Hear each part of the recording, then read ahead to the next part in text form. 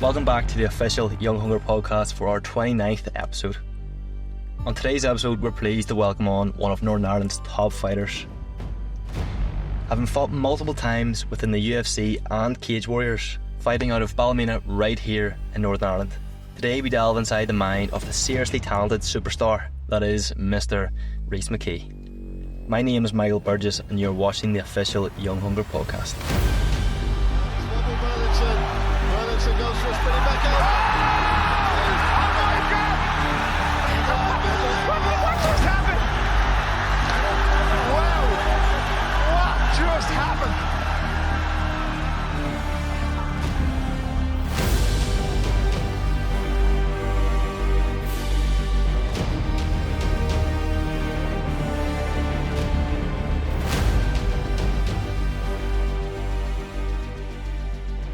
Hi, I'm Rhys McKee. I'm a fighter for the UFC and business owner here in Ballymena. I'm really looking forward to my chat with Michael today on my episode of the Young Hunger podcast. Yes, Rhys, how's it going, man? Good. Glad to get a chat. First time we've ever had an MMA fighter on the show. How's that feel? Yeah, I'm honoured. Yeah, it's a privilege to be the first. It's a natural one of our conversations, so here we are. First and foremost, why MMA? Not even the career, but why go into it? Yeah, I kind of always say this, I get into MMA by mistake. You know, I was playing football and my brother was curious in MMA. He had a few UFC DVDs in the house, which sounds like the story all MMA fighters say, but he genuinely had a few DVDs and I think we were just interested then, and he found a local MMA club and we went, and that was literally it. We were both hooked for a few years and then he fell off a wee bit and I stayed on. What age were you when you started? 15. Yeah, 15. So. And it was just it was a summer thing for me to get fitter for football, and it just stuck. Did it? Mm-hmm. That was a sort of, I guess, goal. You're 28 now, aren't you? What was the goal back then? Was it sort of just to go on, have, the goal then was there was no goal. It was just to see how much I could learn. You know, it's when I knew that I wasn't back to football, the goal was to know more than I don't know. You know, when you go as a young 15-year-old kid and find out how much you didn't know or you don't know and how vulnerable you are, and then certain MMA positions, scary too. So I think I wanted to fix that first. Then as the fights went on, you have minor little goals of fights and stuff, but I no set goal. What was seeing you now, you're a confident guy, you hold yourself strong.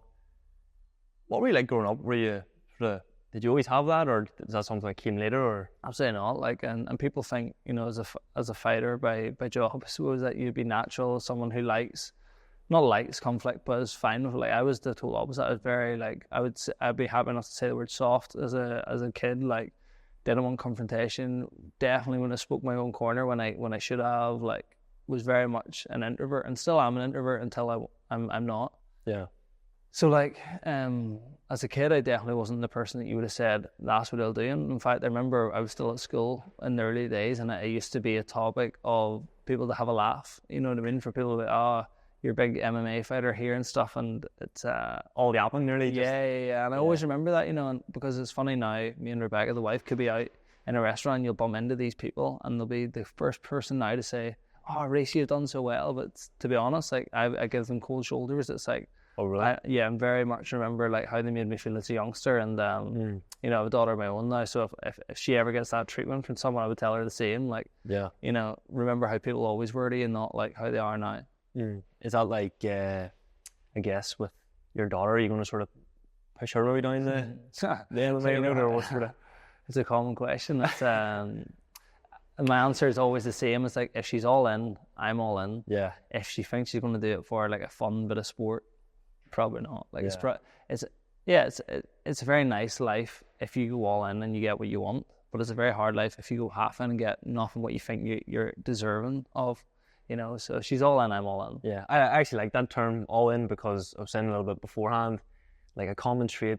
This is our 29th episode, but a lot of the people, or most of them, talk about the phrase all in. Yeah. And they're all in, no matter what it is, whether training or business or even family life. And then you mentioned it a couple of times as well. I think that's absolutely, it's fascinating. I feel all in is just even if we're not all in, we're striving to be all in. You know, it's the mentality of like, you know, decision making, all in on that decision. It has to be the best. Preparation for a contest, all in. You know, all for your family, it has to be all in. And this is stuff that we struggle with. Like, I'm not saying I'm all in all the time, but I'm striving to be. Yeah. And you know that it's definitely an ingredient for success if you can get it, but it's so hard to get. Yeah, for sure. I actually remember, it's actually funny looking back because myself and my brother are big into the UFC and stuff. And I remember watching, it was one of your fights. I remember Michael Bisping. I actually didn't realize at the time, he was like, oh, this guy's from Northern Ireland. I remember thinking, whoa, like, this guy's from where we are, if you know what I mean. Like, and you're fighting guys from all over the world and stuff. Like, in a way, I sort of was like looking up to be like, what a guy, like, to step up and like, and you know, I remember when I was young, I was watching Norman Park, who's a teammate for so long, and he went in the Ultimate Fighter and he won it. And I remember like in my box bedroom at home, like staying up to like 3:15, 4:15 to see these episodes of Ultimate Fighter, and I just remember thinking like, that's like the Norman I know and the Norman I'm training with, and he's in America, in Las Vegas, fighting Brazilians, Americans, and I'm like, that's just so cool, like, and, you know. And I suppose I always have to say this, Norman was probably the first person that made me realize it was actually possible.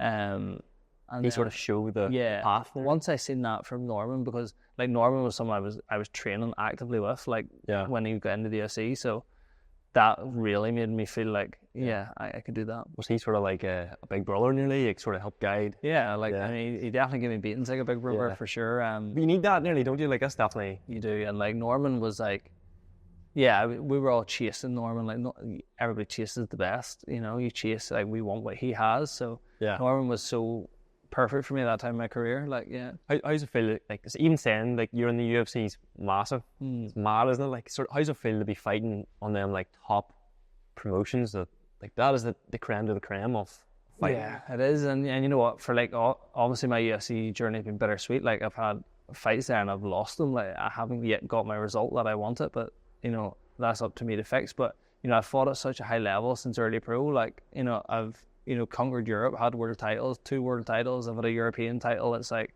all this stuff is so cool, but it's, I think, another thing, I've never stopped to admire it. And I don't know if that's a negative or a positive, or maybe that's what makes me keep going, but I've never stopped. Like, it is cool to say, and when you hear people say, oh, Rhys is in the UFC, it's nice, but for me, like, where my first automatic reaction is, but I haven't got my result yet, you know, so I'm nowhere near done, and I think that's my point. It's like, it is cool, but it'll be even cooler.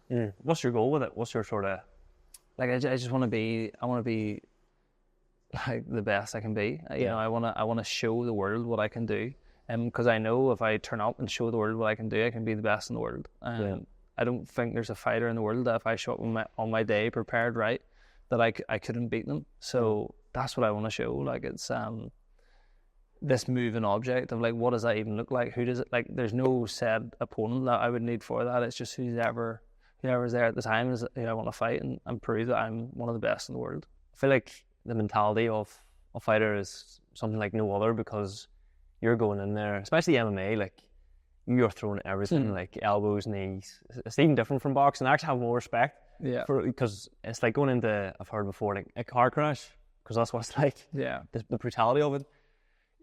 Fighters are probably like, that's the hardest life you probably get, like training for that, and say it doesn't go your way, like dealing with that, that's a big thing mentally. Like, how do you like, and you know, it's hard because it's like you're preparing mentally for this car crash that could be a car crash, or it could also not be anything like a car crash, and you could get caught in a submission 10 seconds in and go home uninjured, or you could win in 10 seconds and go home without any bumps or bruises. So it's you know, you're preparing for something that nobody is guaranteed. Like, when you're boxing, you're going to get punched in the head and you're going to punch them in the head. That's a pretty safe bet. In MMA, you might not get to throw a punch. Like, the last fight I had was like, you know, we all believed that it was going to be a gruesome striking fight, and it was the most boring fight I've ever been in my career. So like, you just don't know. And then the mentality of it is, you put so much work into these training camps, you know, you might get the result that you deserve, you might lose, and that doesn't mean you didn't deserve the result. But fighting's, someone said once, it's not a fair game, and it's definitely not fair. You know, there's times you pick up results and you maybe pulled it through the brink to get it, fair enough. There's times you lost fights that you definitely deserve to win, but It's not fair. Do you ever pinch yourself and be like, whoa, like this is the UFC, or do you ever be like, no, wait till? Yeah, like I think I'm still like, I'm proud and I'm happy with what I've done for sure.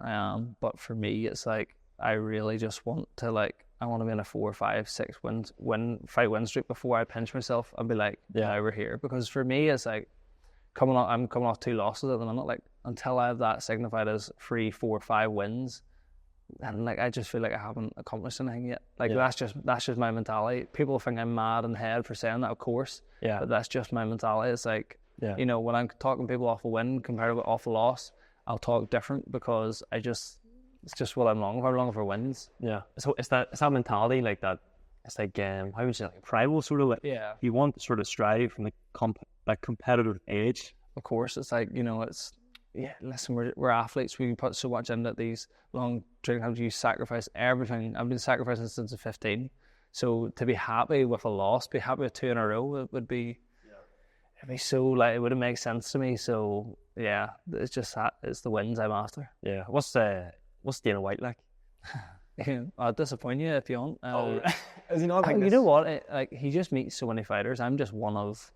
Yeah, many, nearly 100,000 fighters probably that he's ever dealt with in his life. So he's fine. He's okay. He's it's similar to meeting someone in the shop.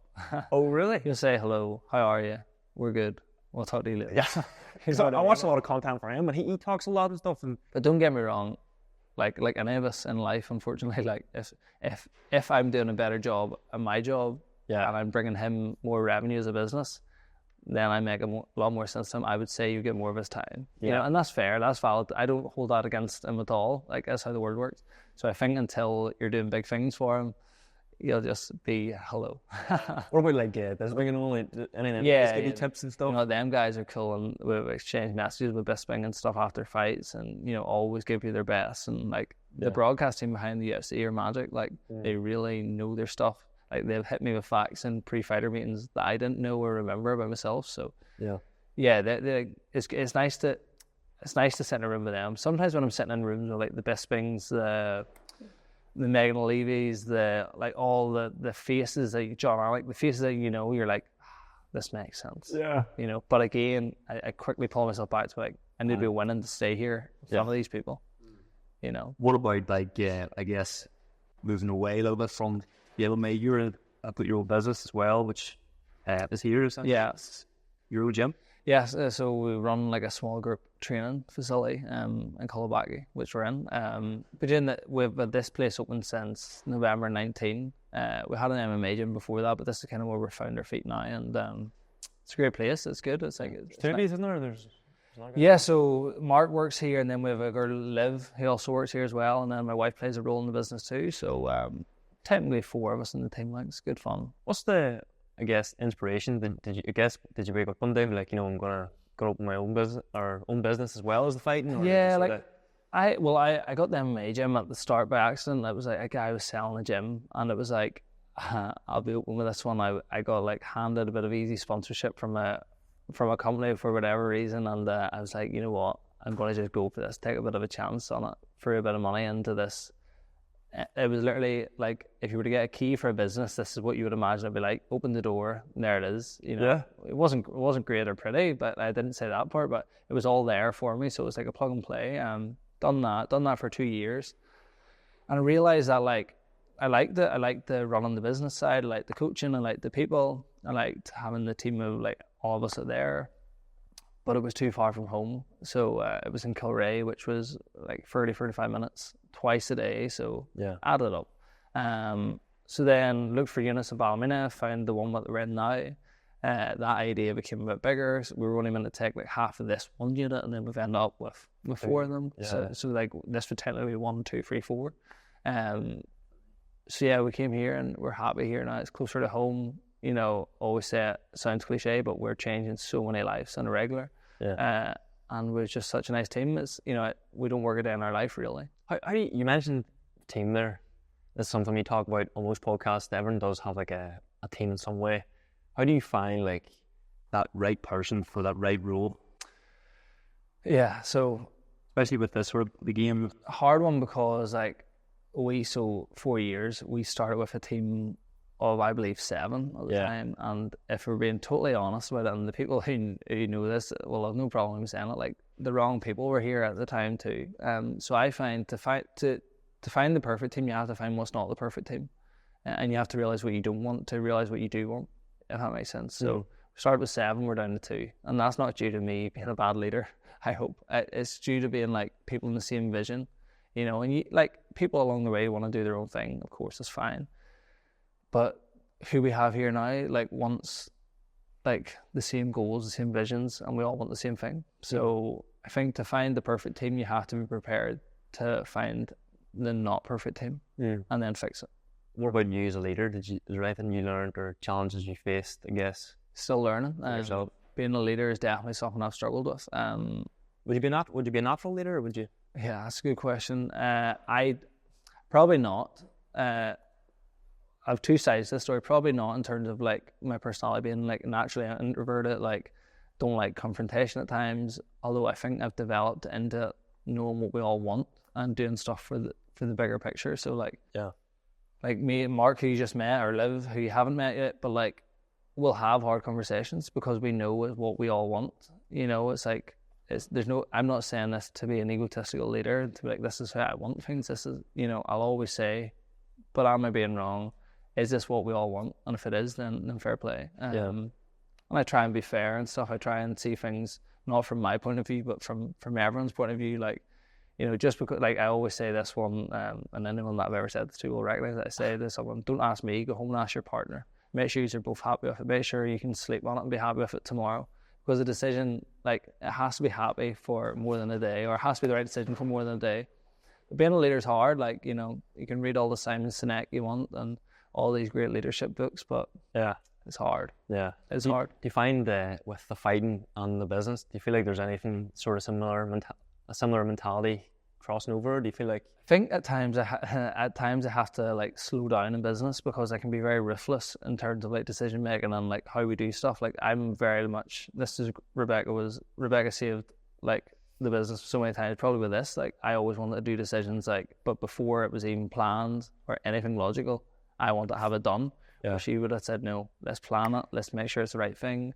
And it stopped a lot of decisions happening, to be honest. But I think MMA is a very fast game, and you have to be, you know, doing stuff fast, being first in mind, blah, blah, blah, all that. And you can't do that in business as such. It has to be for a reason. Yeah. Yes, there's still risk taking, of course, but I think you have to slow it down a wee bit. So that's cool. It's funny seeing the differences. You know, there's definitely stuff, like, mindset-wise, that helps a business, but there's stuff that could hurt a business too, and vice versa, I suppose. Was there any, like, other members of your family, I guess, entrepreneurial or business owners, or? You know what? No, not really, to be honest. Well, I'm trying to make sure I haven't given anyone short change here, and maybe there is, but no, like, I think from a young age, I knew I always wanted my own thing. I really like running stuff, but there's no one else doing that in my family, to be honest. But I remember always from a young age saying, I want to, and it's not to be in charge, it's not egotistical. I really I love this feeling of, like, so when we do like member events, or like we have a big event tomorrow for Darkness and Delight, and there's like 30 people coming at 4:15 in the morning, and that'll be the moments that I sit back and go, this is cool. Yeah. Like, it's like, again, am I just saying this as a business owner? It's not about revenue, it's not about money for me. Like, that part is, that's an essential part of life. We all need money, we all need a wage for our family, whatever. For me, the pleasure of running a business is when you see stuff happen, or conversations that never would have taken place, or life change. Like, for example, not to call her out on it, but Liv, like, left her full-time job to come work in a gym. Much nicer way of life. You know, you have members that have formed relationships, you know, here, like, and now they're together. Like, that's magic. Yeah. You know, for me, that's the win. Like, when you can see so much coming together, like, I think that's the real reason. Yeah. What you were saying about, like, changing lives and things. If someone was watching this right now and maybe seeing this and seeing you, and maybe got inspired and wanted to maybe join or whatever, what would be the process, or how would they go about doing that? Or yeah, and we try and keep that really easy. Like, we like to start all of a conversation, like the same way we're doing now. Like, a conversation is the key to everything. Like, you know, we try and find out where people are at, if we can help them, because we need to make sure we're the right people for them. And that's not a sales tactic in terms of, like, make sure you have enough money to train. That's not what it is. But, like, people might not want to come here and train in a small group environment. So I say, to come here, you have to be open and you have to be vulnerable. Vulnerable not in a way where we're going to do anything bad to you, but vulnerable in a way where you're going to let us help you. You have to come in here and be willing to be told, right, these guys know the better way or a better way for me, and they're going to plug it in and try and help my life improve in some way. If you can do that, then we're absolutely the perfect people for you, and that's what the conversation does. You know, once you do that, it's very easy, and we find once we get people through the door, they fall in love. You know, like all gyms in the country, we all say we're different than all the rest. Of course, we say that, but we don't. We believe we're the best for the right person. Another good one is like, you know, what's the best? There's no best gym in the country because, you know, our gauge of what's the best is measured in so many different ways. You know, you might run a gym and it might be measured on who's the most revenue, and your gym might make more money than ours. But that doesn't mean yours is the best. It's the best for you. Ours is the best for us if we can change more lives.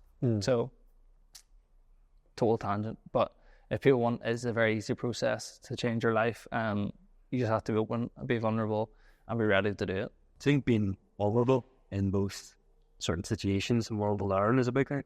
Yeah.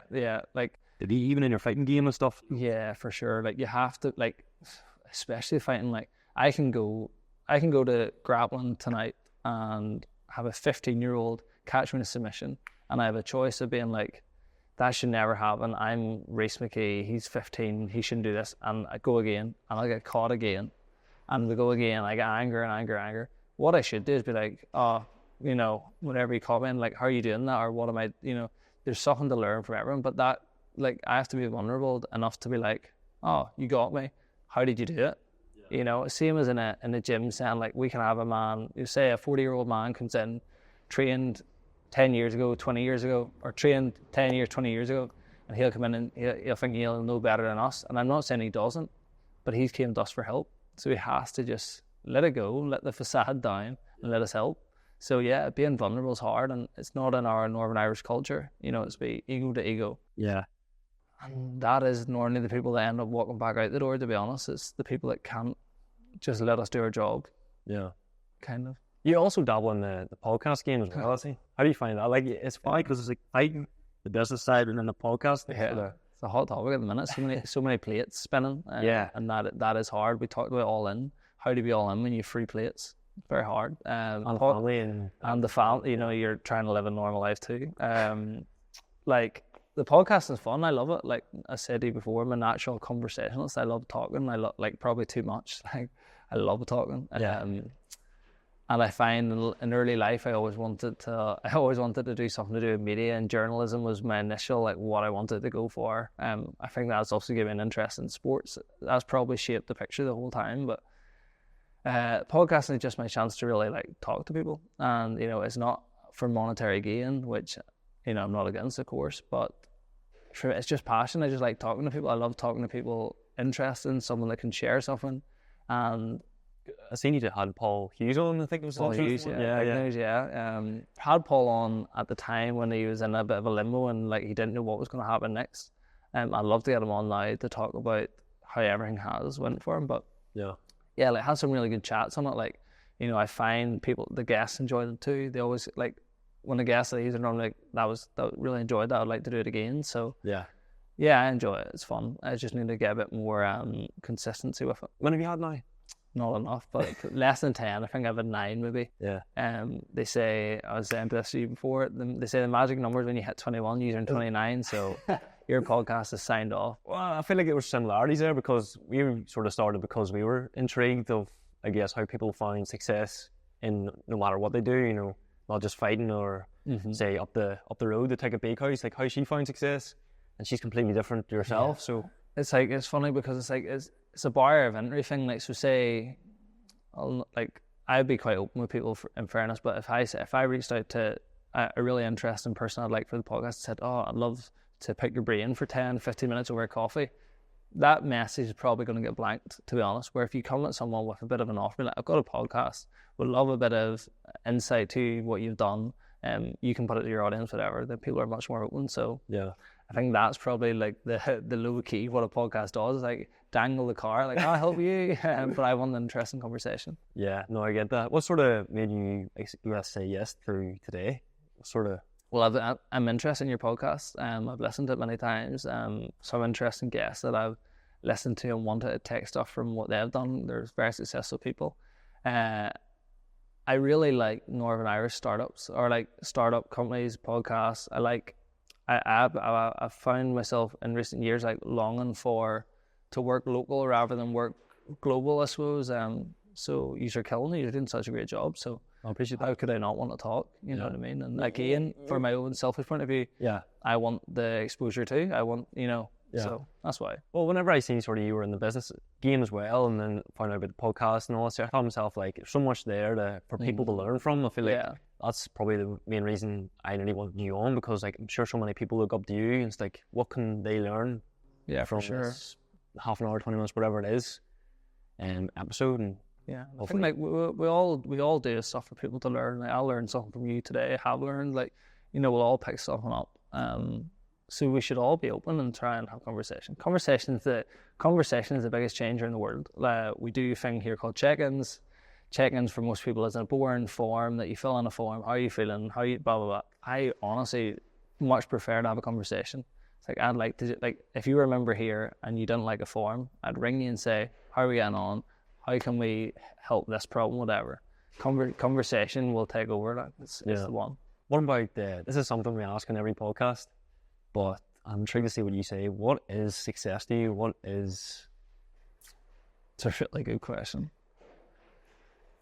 What is success to me? It's I just threw it out there. It's okay. You know what?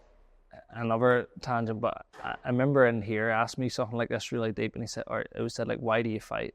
And this was about 6 months ago, and I still don't have the answer. I'm not saying I don't want to do it, but it's hard. So success, like, to each person is different, of course, but for me, it's like, it's the safety of my life. Like, my life's not volatile. My life is, I know we're safe. I know me and my family are safe financially, security-wise. We're all good that way. We have everything we need. Our daughter has everything she needs. So that's success in a different way. But I wouldn't give that answer 6 months ago because we didn't have it. You know what I mean? Yeah. So I think it's like having the opportunity to do what you kind of want to do. I've been in full-time jobs before where I was suckered into work time and stuff like that, which is what it is. But I think for me now, success is controlling my own day. A really long-winded answer to saying it's controlling my own day and kind of doing what I want. But like, when you want to. The freedom, maybe, is it? The sort of... It's freedom, yeah, it's freedom. It's absolutely, it's freedom, safety, and that's it. What sort of, I guess, coming off the back of that, like, you obviously went into the fight game for like a reason, and what sort of inspired you, I guess, to start it or go into it? I think it was curiosity for sure. I think I always, I've never had a problem with like structure. I'm not one of these people who say, get out of the rat race. I'm not like that type of person. And for some people that's perfect. But when I knew I could have a different style of life, I was very interested. And I liked the whole idea of training full time and then being able to fight in 12 weeks and take 3 or 4 weeks off and then come back. You know what I mean? It was a different style of life. I think that's cool. Like, a lot of people I know, it's like, you do nothing wrong with it, but do your 9 to 5. Yeah. That's it. Like, that's what you're meant to do. That's what generations before you did. Like, and we're all hardwired for that. I think the Monday to Friday thing for me just was never really for me. Like, I always thought a training day was always on a Saturday for me, so Saturday was in my Monday. I think. What did you do beforehand? I worked. Let's use the word worked lightly, but I was in a bus factory. I was doing bits for a bus factory, and before that, I printed T-shirts and DW Sports, put the football top, the writing on the back of the top. But I would hope that nobody watching this had ever got one of them tops, because I would doubt that print's still on it, and if it is, it's probably. Oh really? Okay, I done that. Like, you know what? I done jobs, and I always enjoyed them. I was never one of these people that turned up to work grumpy, and I always enjoyed what I'd done, but I always knew it was just not for you. I knew it was always coming to an end, so they probably never really got me all in. Did you ever have that fear, I guess, whenever you're printing the shirts or whatever it is? Did you ever like have that fear of what was if I go into fighting and it doesn't work? Like, what they do then, or money, or did you ever have that sort of money? Like, yeah, money like you know, a lot of people think anybody young with a business came from money. And let me tell you, like, my life has only ended up, not saying the way it is as if I'm super well off, and that's not what I'm saying, but like a lot of my decisions were kind of actually based on having so little money. Like, I bless my dad, he passed now. Like we came from no money. Like, I remember being in the bus factory at a time, and I got this opportunity to fight in Sweden, and I couldn't get any more time off from work. This is clear as day, and I texted my dad and I said, I have this chance to fight in Sweden, and you know, at the time it was maybe get £2,000 or something, but that would have done me for like 2 months until I worked out what I was going to do work wise. And he was like, he just said, son, I believe in you, go for it. And that's I think that is like, I don't even know how I got to this, but like that's a big enough reason, you know, like Of why, nearly? Yeah. Like, you know, you know, so yes, I was always worried about them decisions, but when you know, like, how bad can it go? You can always go back to the job. You can always go back to where it started. Like, again, you just have to be open and be unegotistical, and you can just walk back to the job. You have to take the chance. Your dad supported you. What about like the rest of the family? Was there anyone saying don't do it? Or I think at the start, and even bless my dad, even him too. I think at the start, nobody probably took it that serious. I think they all kind of just a fat like Rhys, young kid, into this. Same way I kind of am now as an out of the podcast. All these things, I've always had plates spinning. So at the time, they're probably just like, it's just a fad. And then it'll pass. Yeah. And then it just got more serious. And before you know it, my brother and my dad were going watching the fights. And then my mum was going, and then my sister, you know, it all piggybacked. And then they realised. But okay, there's definitely times in life where people have been like, what are you still doing that? Like, old fighting thing they used to call it. But did you ever doubt yourself? Did you ever think yourself like, I mean, like, not like you definitely question what level I can go to, and you can question this stuff, but like never really doubted myself. Like I always knew I had the natural skill, or you know, I worked hard enough to outwork anybody with more natural skill that would find a way. I always said this, I'm very good at finding a way to get stuff done, very good at finding a way to win a fight. So I think I can't say that I've ever doubted myself to the point where I'm like, I don't know if I can do this.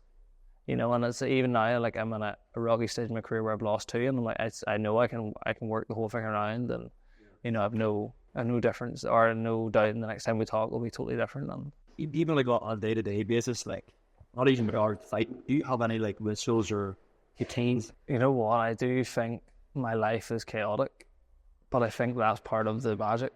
I think when I started fighting full time, it's I just went full time fighting. I done nothing else. I just trained and then I slept. I trained and I slept. That's all I done.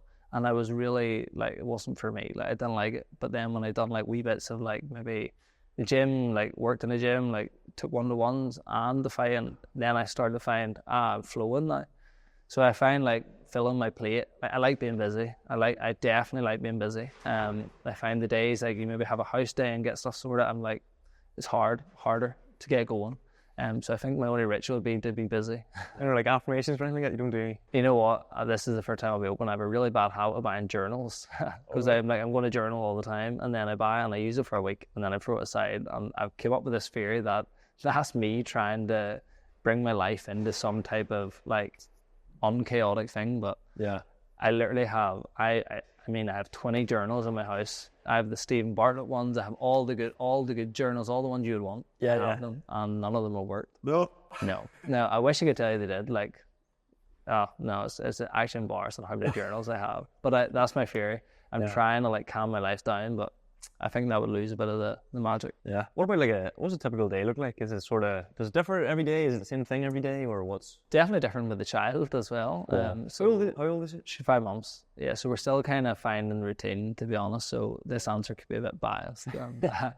But like if I'm training, like it's, you know, have a bit of family life, you know, maybe feed Ruby, whatever. Me and Rebecca's doing that day. The child will be the first thing. Then I'll go train, and then I'll come home, catch up. So normally my training will go from like 10 to say 12 in the day. Then I'm home normally from 12 to 6. That's my family block of the day. And then I train from 6 to 10 in Belfast. Yeah. So I leave at about 5:30, and I'm back 10 o'clock. Does training, is it different having a daughter, a 5-month daughter there? than before that? It's different. It is different. Like, it really is different. Like, it's different because it's made me really like time efficient. Like, it's made like, so I used to be able to, you know, maybe you wouldn't be in a rush after training to get your t-shirt on and get a shower. You know, you'd maybe stop for a drink on the way home. When I was like, let's get home. Like, you know, and I go home when she's asleep. Yeah. But you still want to get home, and so that's different. Like, mentality wise and stuff. Like, you have a daughter at home, like, it makes you a bit softer. Does it? So, but like, it's all in the good way. You know, it's nice. It gives you a new purpose, a new perspective on life, definitely. Yeah. What's your, as a 28-year-old, sort of in your prime, I guess, or coming into it, what's your sort of dream, or what's your sort of... That's a big question too. It's you know what it is? Like, I'm proud of this. It's to keep doing what I'm doing. Like, it really is. I'm happy with my life. I am. Like, it's there's stuff I want to do that, but I wouldn't say it's my dream to do anything that I haven't done. It's just to keep doing it. You know, I would hope if we talked in 5 years on another podcast, I'd be still in the UFC, still running the successful gym, still a happy family, maybe another young child, who knows, like, still doing the same stuff. Like, yes, I could say I'd like some X car and a bigger house, but I think that's all, they're like micro goals, you know. I feel like I've done the hard things first, like get to the UFC, you know, have the family, be married, be set, all that, have the gym, and then all the other stuff will come in byproduct of that, like the car, the house, if that's what I want. I'm not material, so I can't say that, but... Were you ever in that everything? Or? I want a nice car and I want a big house. That's true. Like, and if I had a nice car the first time I signed to the UFC, I bought a really nice car, and it probably taught me a lot, you know, about it. Like, wasn't as fulfilling as I thought it would be, but I felt I had to because I got this big contract. Was that a bit of a sort of, I don't know how to describe it. It's like the flowers weren't as good smell as what you would have thought. Of course, absolutely. Like, you know, it's nice. Get a new car. That new car feeling. Everybody knows that new car feeling. Whoever you buy first, a brand new car, second hand, whatever. A new car is a new car. And it was until, you know, you realize after 4 weeks that you're fueling the thing, you're insuring the thing, like, it just wears off. What'd you get? I had a Golf R. Yeah, it was really nice and loud and obnoxious, and it was everything I wanted. But yeah, material's not the way, you know. I'm not sitting here with a Rolex and like, do you have a watch on it? You know what I mean? It's it's a personality thing too. Yeah, it is. But I do appreciate that stuff and I do want that stuff, but it's just not my dream to have it. I'm guessing, well, what we sort of ask in every podcast, and everyone answers it differently, so you can answer this any way you can. But I guess if a young man or woman, doesn't even have to be in regards to fighting, came up to you in the street and asked you for advice, sort of life advice, what would you say? What would you... Yeah, it's, you know, that's probably an easier one. It's like, Matthew McConaughey has this really good speech. He has two really good, like, it's Matthew McConaughey's my man, like, I love him. But at the minute he's got one really good, it's like, you only need one person to believe in you, and you only need one person to say at the end of the day, if it doesn't work out, it's okay. So I have Rebecca, my wife, that's my person. So that's solid. So whatever happens, I know at the end of the day, she'll be like, it's grand, it's fine. Yeah. We need to do this. Like, do you know what I mean? We can live a normal life. She's not with the fighter. And then the second one would probably be to always have something to chase. And he says this fantastic one about, like, you know, who you chase. And, you know, he comes back and goes, or Matthew McConaughey said to someone, who are you chasing? And he goes, oh, I'm not even done yet. I'm chasing myself in 10 years. So the goalpost is always moving. And I think that's too, I would say. So there's always someone to chase and always someone that believes in you and has your back, regardless of what's happening. Because if you have someone that, if Rebecca was only with me because of the fighting, it would be it wouldn't be fun for anyone. Yeah, you need someone to be with you, you know. But you could so much you would advise people if you could, but you know what, they have to pull their socks up and experience in themselves. Yeah. Did you have any people come up to you in the street or anything and be like, advice, or even just in general? I guess you have loads of nice people like would wish you the best, but you also have people like, you know, this is a real sensitive one. I've been talking about this one. You have people coming up and telling you exactly what you should do with your life and career, and like, you know, you hear the one all the time is that you shouldn't take advice from people, how you shouldn't take critique from someone you wouldn't take advice from. And yes and no. Like, I never want to be the guy that disregards anyone giving their opinion, but sometimes people can be a pest. Yeah. You know, like you could be back from losing a fight and people will tell you, oh, you look rubbish. And it's like, Yeah. trust me, I'm the most aware person you'll meet. Like, if people say to me, what happened in your fight? You looked X, Y, tired, whatever. I'm like, I know. Like, I was there. Yeah. You know what I mean? So people do, like, it's a public sport, it's a public forum, it's prize fighting. People have an opinion, and sometimes that's the hardest part of the sport. I think I was actually saying to my brother a day or two ago, but like people, or anyone who makes the walk and fights, no matter what the outcome is, I feel like people just want to, like, on the comments, just talk shit essentially and be like, from their bedroom. Yeah. Do you know what I mean? It's like, you have absolutely no right to Absolutely. Like, punish or I was like, if people went through my phone messages, like, after I lost that last fight, they would find it hard to believe that people has messaged some of the things they message, but like, they're trolls, absolute trolls. Like, you're talking about bringing in like parts of your life that no one would ever dare say to anyone, you know, but it's prize fighting, and that's all you have to, it's just a game. And like, realistically what's happened there is like, I've maybe threw someone's accumulator off and they've lost 20 quid in their bet, and they're like, you know what, I'm gonna go and give him hate. Like, here's a good one. A lot of the ones I reply to as a joke, but like, I'll just write laughing faces or, you know, sorry to piss you off when you're whatever, and they'll literally write back, oh, I didn't even think you'd reply, I'm actually a big fan. And it's like, I tell you what I say to them, I tell them where to go, because it's like, nobody would be that big a fan, drop a bit of hate and then turn it around. They're all just fickle people. Like, it's all for a rise, and I give them the rise sometimes. Yeah. Is it hard to sort of, I guess, like, take that from people, I guess? Like, is that something you had to sort of program yourself to? Yeah, because I'm like definitely, like, I'll protect my own back. You know, it's like even people close to me, like, if someone says something, tell someone I know, I'd protect their back. Yeah. Don't mean I'll fight them, I mean I would stick up for them. Yeah, of course. So when someone's saying it to me and I'm in a state of like disappointment or hurt after a fight, like, the only thing I want to say to them is like, you know, why would you say this or whatever, but it's not a logistical conversation. So you always find it comes it's not even that situation, it's something with them. Like, you know, people say that before, like, underlying issue. That they're the insecurity, but like, it's still hard to hear. So it's very tough, like it is, but it is part of the game. And you'll hear I always say this, like, because some stuff I don't like about the game, it is just part of the game. And if that wasn't a thing, like, if I didn't get the hate messages after the next win, the success messages wouldn't feel as good. Yeah, you know, because people, as much as there are people aren't nice, there's a lot of people that are nice. Yeah, and then you would never appreciate them the same. I feel like if you're not getting hit, you're not big enough either. Yeah, it's like if nobody cared, I would also be annoyed. Yeah, you know.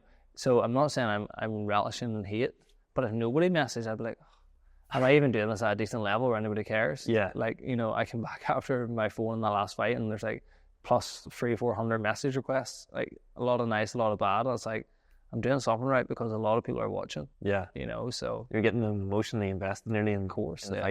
And like, at the end of the day, I go to bed, I'm not a bad person. I don't do much. I don't do anything to anyone. I don't do nothing to hurt anyone. So yeah, if losing a fight is the worst thing I can do, then I'll take it. This is 2024. How do you envision, I guess, your own sort of career and stuff in the future? How do you envision the growth? Yeah, for me, like, I've said this from pretty day dot. Like, I want to be one of the greatest athletes from Northern Ireland. I'm going to say mixed martial artist. One of the greatest athletes from Northern Ireland, wherever. I want to be the people, when people say Carl Frampton, they say Rhys McKee. When people say McGregor, they say, you know, all that stuff. I want that legacy left for everyone to know. You know, I just want to keep pushing, to be honest, just keep striving for greatness every day. Yeah. Is that a goal in mind? Like, sort of even saying greatness and actually putting it out there and saying it on a podcast? I like that, like, you know. Yeah, I think egotistically, like, you know, because, like, if I know I'm great, then why did I just not stop and just know I'm great? You know, it's egotistical. I want everybody else to know I'm great. Yeah. Like, that's being open too. It's like, you know, if I know I'm great, I can stop and be happy, but I'm not. I want everyone to know. Yeah. You know, but it's like, I love the sport. The sport's for passion. So if everybody can see that I'm really good at it in the meantime, and I have a nice quality of life and everybody enjoys watching, then fantastic. Yeah. Do you have a message for your followers or anyone watching? Do you have any sort of... You know what, like, I'd be very, like, open with them all, and, like, I talk to them all a lot. So, like, I'm never unreachable for anyone. Many of the time I've sat on Instagram and talked to, I don't like using the word fans, but I have, like, I would be open with anyone, so Yeah. you can reach out and give me a message if you want to talk, but no, like, it's good. Yeah, tell me this here, there's one more for you I want to hit you with. If someone wants to find success in 2024, and again, this is involving anything in business and boxing, gym, whatever, how do you think they could go about doing that? Is there a blueprint? Is what I'm trying to say? Yeah, well, here's the topic, because people will try and sell you a blueprint, and that's not always the answer. Like, it has to be authentic too. So, like, in here, for example, I've worked with people who knew more. I've worked with people who wanted X amount of money a month just to tell you how to do it. Yeah. That's not always the way. Like, I've always said this thing in life too: earn your stripes. You have to earn your stripes, and you can't, like, I can't sell you the blueprint to open a gym. You have to go make the bad decision and buy the dodgy squat racks and the dodgy machines. Yeah. You have to work that out. Like, I can tell you, don't buy it, but, like, it'll never be as authentic. So trust your gut would probably, like, you know, to do well in 2024, you definitely have to be versatile. You have to realize that the game's changing. Like, you know, we're in the AI universe. Like, it's crazy. There's stuff I have no idea about, like, which is scary, but yeah, you have to think about stuff different. Like, marketing's changing, everything's more accessible. We talked about this on a podcast. You have to be willing to do anything, I think, at this day and age, and cut your own path. Like, don't listen to someone who wants half your money to tell you how to do the thing that you're going to work out how to do yourself. Because trust me, in the end up, you'll only be thinking, I said that. I said that all along. Yeah. Like, we have had these conversations with people, spent a lot of money, and they end up, you know what I came back to? I was right all along. Yeah. Honestly. So that's what I would say. Be versatile, open to anything, but also trust yourself. Back yourself. 100%. Rhys, thank you so much, man, for coming on. Is there a fight coming up? Is there any dates or anything? Waiting to hear what the UFC want to do. So they have a UFC Manchester card. It'd be fantastic. If not, a trip to America never sounds bad ever. So back to Vegas. Yeah, that'd be good. I love Vegas. That was my heart too. So fight capital of the world. Fight capital of the world. Well, honestly, thank you so much. Pleasure, man. I hope everyone has enjoyed Rhys and his knowledge. I hope everyone has learned something. I definitely learned something. Ross, I'm sure, has learned something. And thank you so much for coming on, man. Pleasure. That has been all from the official Young Holder podcast. I hope you guys have enjoyed, and I'll catch you in the next one.